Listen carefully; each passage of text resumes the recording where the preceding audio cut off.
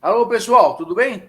Ralph Peter com vocês novamente, programa Livros em Revista, que vai ao ar toda segunda-feira às 19 horas pela nossa BCC Television, que sempre tem firme propósito de levar até vocês um bom entretenimento com um elevado teor de cultura. Cultura esta que hoje será uma cultura assim meio polêmica, um assunto meio que recebe uma névoa em torno de si, meio tabu, meio preconceito, e que o nosso convidado de hoje vai fazer a gentileza de dissipar ou dirimir. Antes de passar direto para ele, eu quero deixar bem claro que o programa Livros em Revista não tem nenhum viés, nenhuma inclinação, nem política, nem religiosa, coisa alguma. Em resumo, se houver alguém que queira se manifestar com relação ao assunto que será tratado hoje e que tenha também um livro e um bom conteúdo, as portas estão abertas, nós não temos nenhum tipo de preconceito. E também não temos nada contra ou a favor. O assunto simplesmente vai ser colocado à tela e as coisas irão rolar naturalmente. Ok? Antes disso, também eu quero deixar bem claro que o nosso compromisso como eleitor, cidadão brasileiro, é muito sério, e não é uma obrigação, ele é um direito, no meu modo de ver. Então, tomemos cuidados com os nossos senadores e nossos deputados federais, porque estes caras, fascínoras ou não, é que governarão o nosso país, independentemente do presidente que seja. Estimado amigo Alexandre Taudzig, como é que você está? Tudo bem? Tudo ótimo, Ralph. Muito Muito obrigado bem. por ter aquecido ao nosso convite. Sei que você é um empresário bastante concorrido, uma pessoa que viaja muito pelo mundo todo, defendendo os interesses da empresa que você vai fazer a gentileza de dizer qual é. E o assunto é um assunto realmente, não sei se eu exagerei, Alexandre, mas ele ainda tem uma névoa muito carregada de nuvens chumbo, né? Para não falar nuvens afrodescendentes, né? Mas olha, Alexandre, o tema do teu livro, Alia Jacta Est, é um tema bastante, como já falei, um tema bastante polêmico. Você vai fazer a gentileza, então, eu não vou falar mais nada, já falei demais. Diga-nos, por gentileza, do que se trata, a que se deve e qual é o destino que esse assunto irá tomar, por gentileza. Perfeito. Bom, primeiro, mais uma vez, obrigado pelo convite. É um prazer estar aqui Muito obrigado. com vocês, com o seu público. Bom, eu sou Alexandre e eu sou gerente regional aqui para a América Latina de uma companhia indiana chamada Skill Rock. E ela trabalha num mercado muito específico, que é o mercado de loterias. A empresa, o principal core business da empresa é desenvolvimento de sistemas, uma plataforma chamada plataforma Omnigaming, Omnichannel, para loterias e jogos de azar. Né? E daí começa a polêmica quando se fala de jogos de azar, né? Porque exatamente nesse momento que no Brasil vem se discutindo muito sobre legalização de jogos do azar e tudo mais, se fala muito sobre esse tema e muitas vezes sem o devido conhecimento, né? E aí, qual foi a minha ideia? Trabalhando nessa companhia e entendendo um pouco mais dessa indústria, desse mercado, desse business em si, porque o jogo é um business mundialmente, a loteria é um business mundialmente. Achei que era importante trazer um pouco mais de conhecimento para o cidadão leigo aqui no Brasil. Quando eu falo leigo, é neste mercado, nessa indústria de jogos e loteria. Então, esse foi o motivo que me fez escrever o livro. Muito bem, então, falando um pouquinho do livro, a ideia no livro é contar para o leitor, primeiro, o que vem a ser o jogo de azar, né? Com a minha visão em relação ao jogo de azar, mas tecnicamente, o que é o jogo de azar? Esse é o primeiro ponto que eu quis trazer no livro. Depois, eu busquei trazer no livro também uma explicação de que, apesar da gente ter uma legislação, inclusive, bastante antiga, já em relação à proibição do jogo de azar no Brasil, o jogo corre solto no nosso país de maneira legal, porque as pessoas pensam, o jogo aqui é ilegal, quem joga tá sendo contraventor, etc., quando, na verdade, o jogo é legal no Brasil, em vários aspectos. Um deles, por exemplo, são as loterias, né? A própria loteria da Caixa que nós jogamos e que muitos brasileiros fazem sua fezinha, principalmente quando temos a Mega Sena acumulada e tudo mais, é um jogo de azar, né? Então, o jogo de azar ele já é legal no Brasil em alguns formatos. Então, eu também quis desmistificar um pouco isso e mostrar, e não só a loteria, né? Algumas outras modalidades, por exemplo, as capitalizações, onde a mais conhecida aí do povo é a Mega Sena, né? Do grupo a Telecena, do grupo Silvio Santos, também é um jogo de azar. Então, assim, existem várias formas de jogo de azar de maneira legal aqui no Brasil. Mas, já. Alexandre, só um segundinho. Pois não. Esse tipo de... A loteria, a Mega Sena ou a Telecena, não é uma maneira de você burlar o sistema ou a proibição? Não é, na verdade, uma forma de burlar, porque a própria legislação, que é a Lei das Contravenções Penais, e aonde no seu artigo 50 fala do jogo de azar, ele cita as exceções dessa regra, né? Então, as exceções dessa regra são as loterias, as corridas de cavalo, por exemplo, nos hipódromos, né? As loterias estaduais, mas aí a gente conhece o Brasil, né? Conhece a história da jabuticaba e tudo mais, das coisas que estão no Brasil. Gente, aqui tem um monte de regrinhas, de subterfúgios, de maneiras de você ter jogos de azar legalmente. Então, o fato é que, ao longo do livro, eu vou dizendo as N formas já que existem hoje legais no Brasil de jogo de azar.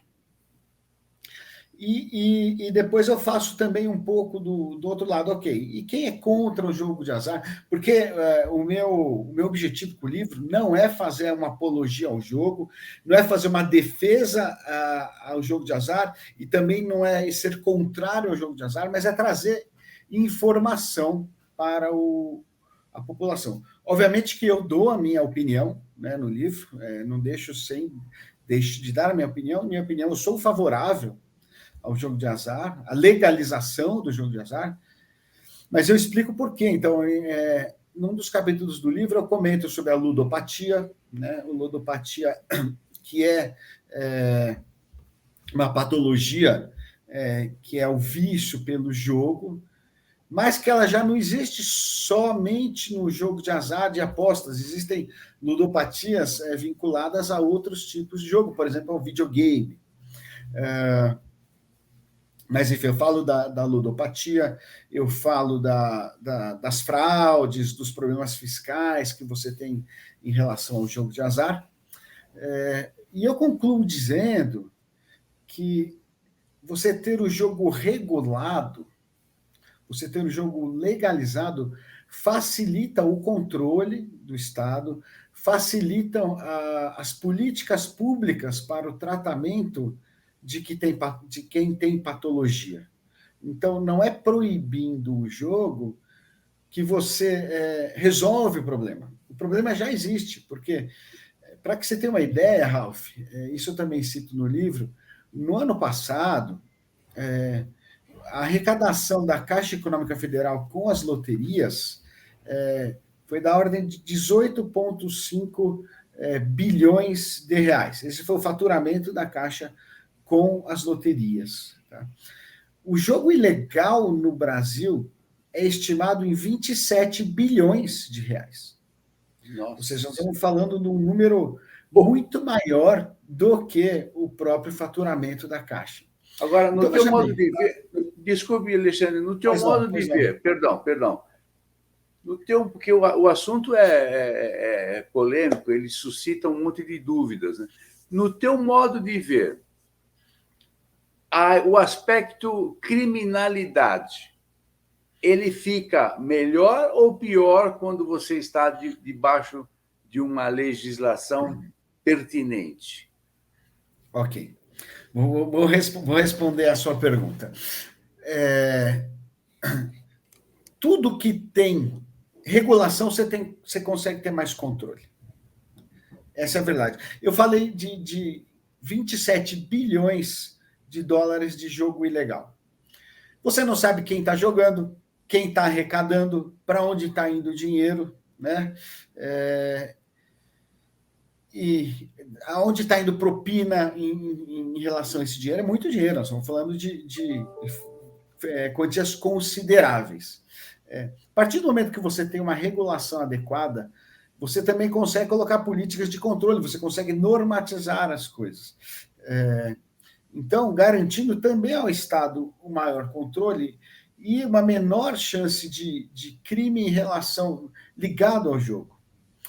Muita gente pensa que fala das fraudes, né? Fala da fraude do jogo. Não existe fraude no jogo? Claro que existe, né? No jogo legal também vai existir.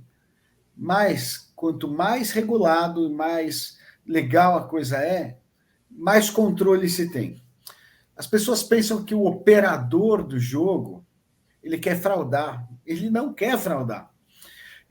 Um jogo, qualquer que seja o jogo que tem dinheiro envolvido, que tem aposta envolvida, para ele ter sucesso, para ele ser um jogo exitoso, ele precisa garantir 3 coisas. Ele precisa garantir que haja ganhadores, porque se não houver ganhadores, o jogo não vai para frente. Ele precisa garantir que os prêmios sejam pagos, porque os prêmios, se não são pagos, também o jogo não vai para frente. E ele precisa ter credibilidade no sorteio, porque também, se não houver credibilidade no sorteio, as pessoas não jogam. Então, o operador, ele não quer, para ele não interessa a fraude. Sabe aquela máxima de a banca sempre ganha? A banca sempre ganha. O jogo é matematicamente preparado para o operador ganhar. Então, quanto mais as pessoas jogam, em teoria, mais ele está ganhando, porque matematicamente ele vai ganhar, né? Mas não existe fraude? Existe. Por quê? Porque todo operador ele tem os funcionários, ele tem outras pessoas que estão lá no entorno que podem fraudar, que podem vir a cometer crimes. E neste caso, particularmente, se for legalizado, tem os impostos a serem pagos, né? Você tem impostos. O operador ele prefere pagar um imposto que seja justo do que ele ter que continuar com propina. Estou falando do operador ilegal, né? Estou falando daquele que está operando ilegalmente, porque não se pode tapar o sol com a peneira. Todo mundo sabe que existe a propina vinculada ao jogo ilegal em qualquer país do mundo, né? Então, com a regulação, você garante uma melhor arrecadação, você garante mais dinheiro vindo para o Estado, melhor aplicado, e você diminui fraude, você diminui com que a criminalidade no entorno do jogo deixe de existir. Isso tudo eu também comento no jogo, e comento uma outra coisa que é interessante, que é a questão das causas sociais. As loterias no mundo inteiro, elas estão vinculadas à beneficência. Então, no mundo todo, as boas causas vêm das loterias. Por isso que a loteria é um serviço do Estado, né? Então, também com a maior regulação do jogo, você garante também mais dinheiro vindo para boas causas. Ô, Alexandre, me fala uma coisa.